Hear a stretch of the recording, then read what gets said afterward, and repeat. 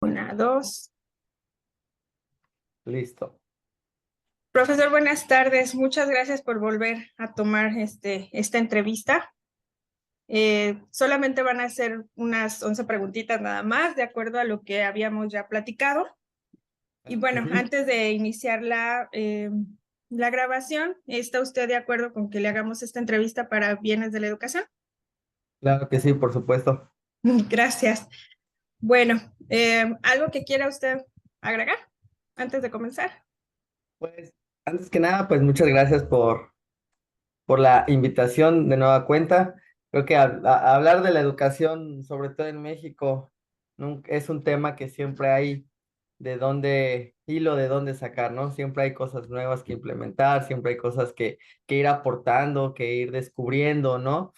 Y entre la tesis y la antitesis siempre surge esa síntesis del conocimiento, ¿no? Y hablando de educación, pues, como te reitero, ¿no? Nunca paramos de hablar, de De hacer hablar, de debate. tener tantas hipótesis, ¿no?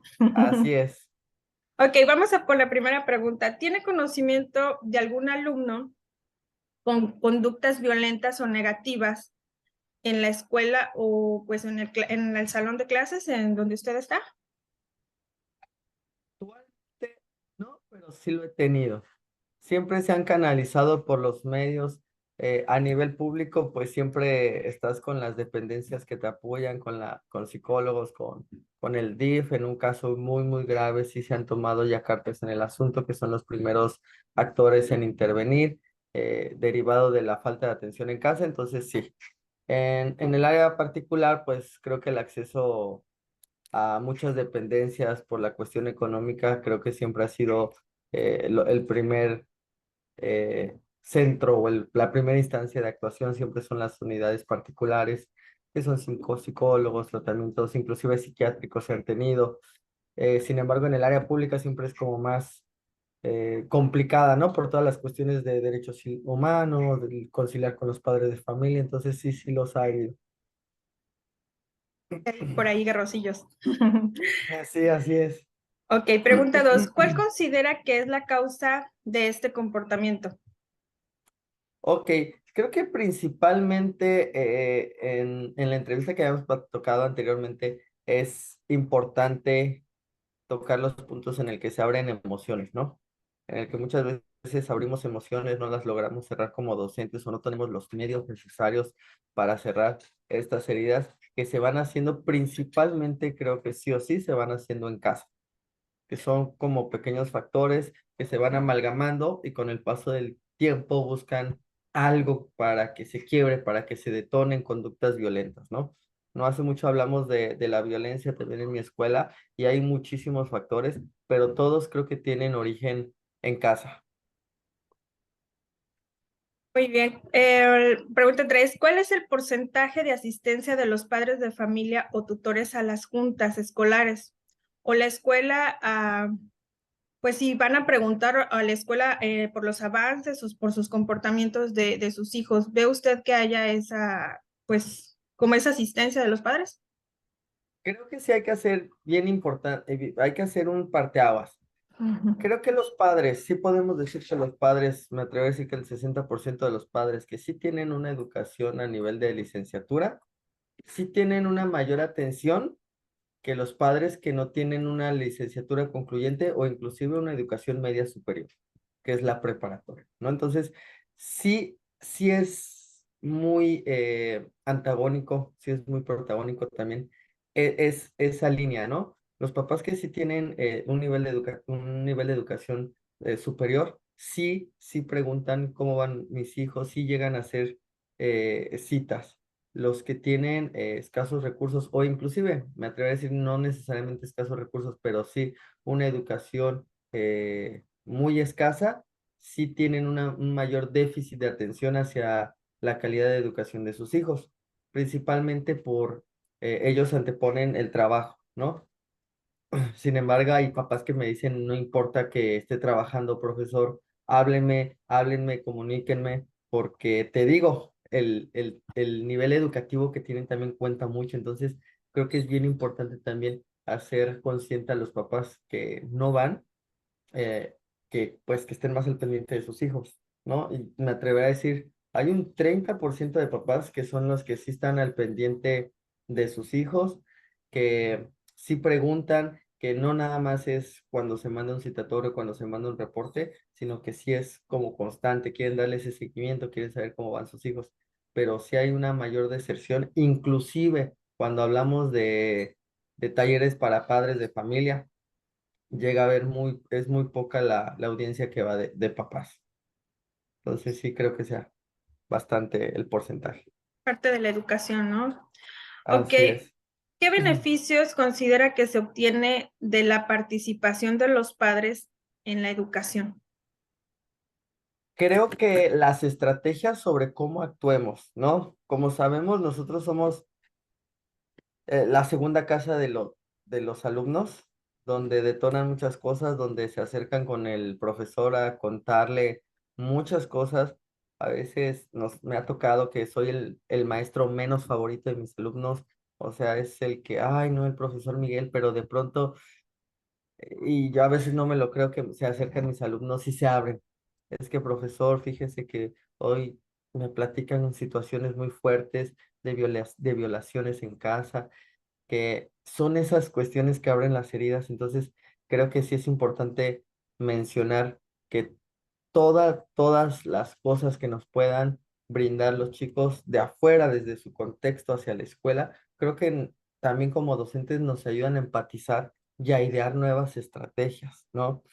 Hace algún tiempo yo siempre platicaba que a veces hasta enseñarles herramientas para la vida, más que para un trabajo, le ayuda más a un alumno a sobresalir en su contexto para poder profundizar en su área profesional, ¿no? Entonces, creo que la retroalimentación, ese feedback entre el alumno o el contexto del alumno y el docente, creo que es vital y nunca se acaba, ¿no? Nunca, nunca se acaba.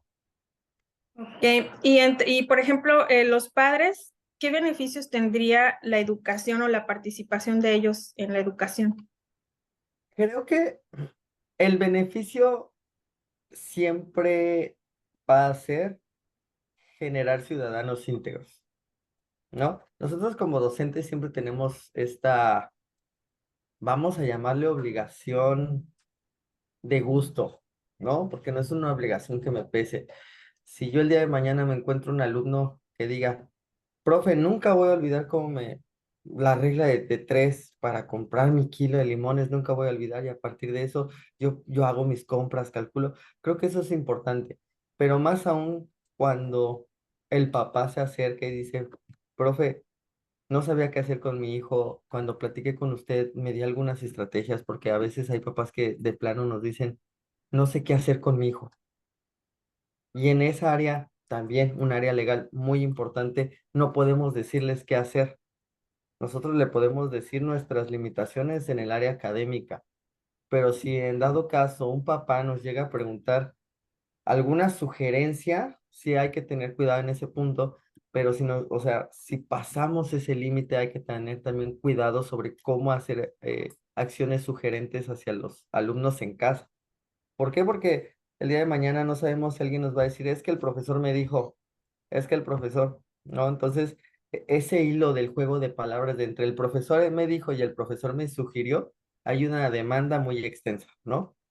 Hay un hilo muy delgado. Entonces, los papás sí tienen, lo primero que tenemos que hacer siempre es sensibilizar al papá, explicarle que al final de cuentas es por el bien del alumno y no solamente para que cumpla en la escuela, sino para que rinda en casa y en la escuela y eventualmente formar un hábito.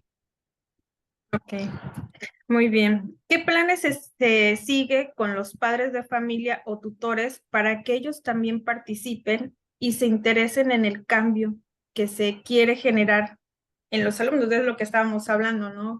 Sí, ¿Qué creo plan? que, creo que lo que siempre hacemos, no importa que sea el área, un rubro público o un área privada, siempre se hacen acuerdos. Sí o sí hay que tener un acuerdo. Al papá no le puedo decir si quiere o puede ser porque dejamos a la apertura que no lo haga.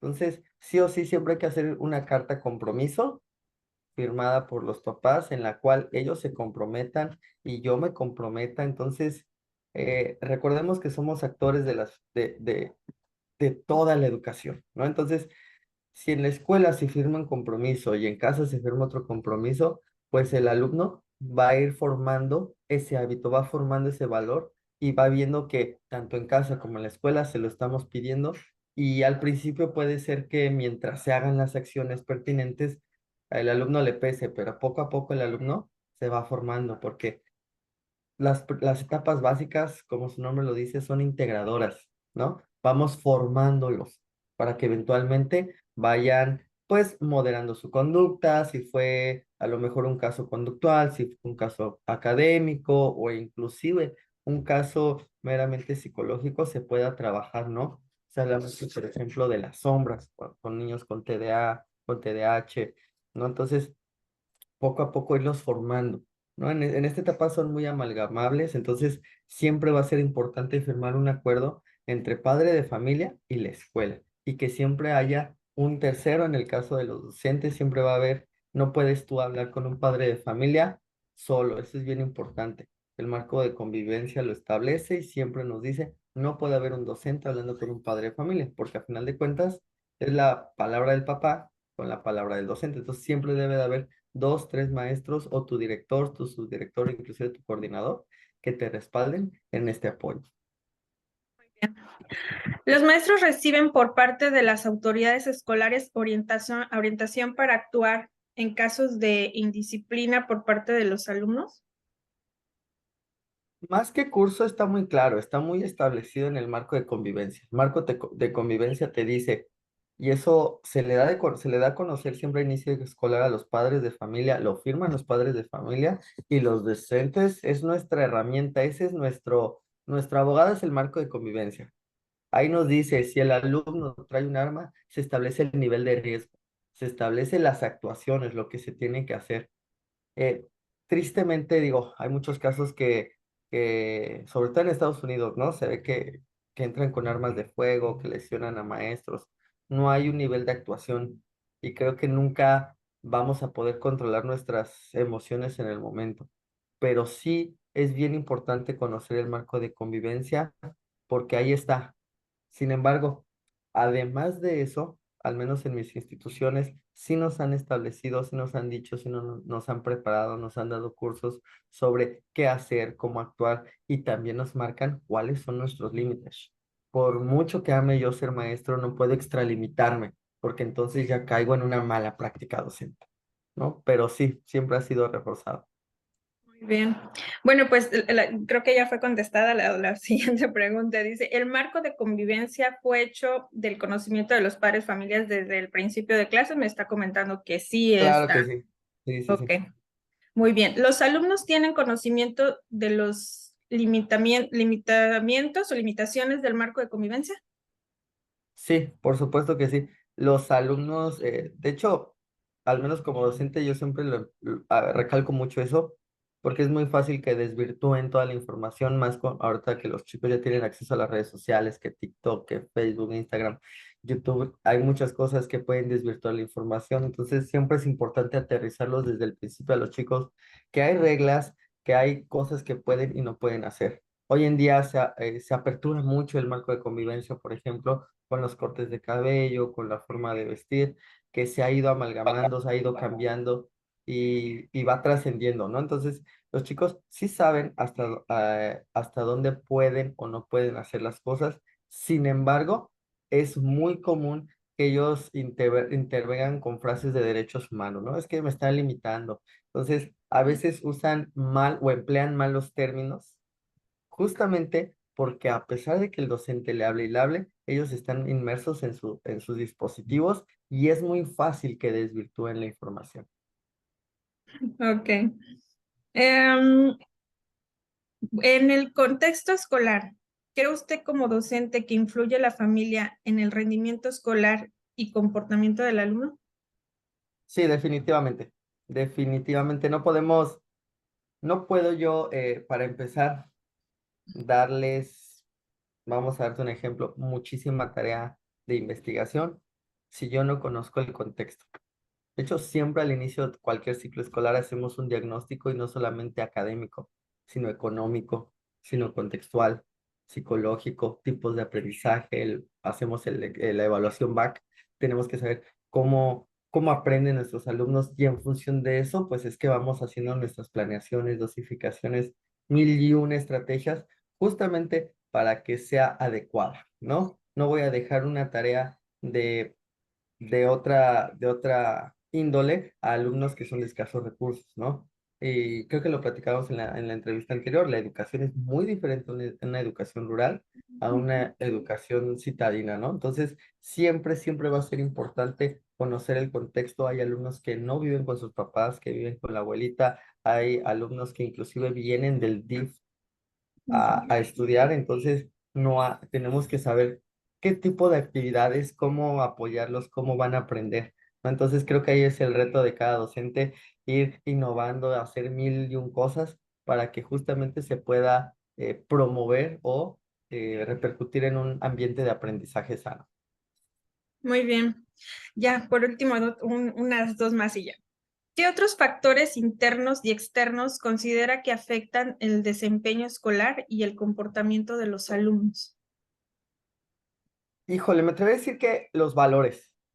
Ujú. Los valores es algo que se inculca desde casa y es algo que sí hay que cimentar en los alumnos, porque yo siempre les digo a mis alumnos, el día de mañana van a estar con la amistad que ustedes hayan escogido, no sabemos si va a ser buena, vamos a saber si es mala, y hablando en el caso de que sea una mala influencia en el sentido en el que los estén induciendo a algún tipo de adicción, solo van a estar ellos, sus valores y la ocasión y va a estar en ellos decidir si toman el camino A o si toman el camino B. Entonces, al final creo que los valores los guían, es como los van moldeando, los van guiando. Entonces, en la parte externa, como familia, ¿no? Yo recuerdo que siempre nos decían los maestros, cuando yo estudiaba en la primaria, me decían mi maestro de formación, la familia es el núcleo de la sociedad, ¿no? Entonces, en la parte externa vamos a tener a la familia la forma en cómo apoyan a sus hijos y en la parte escolar es seguir formando, retroalimentando y fortaleciendo esos valores, porque eso es lo que le va a permitir a un alumno discernir entre lo que está bien y lo que está mal. Por último, ¿considera que el nivel socioeconómico de los padres y o tutores es un factor que afecta el interés que pongan en el desempeño y comportamiento de sus hijos en la escuela?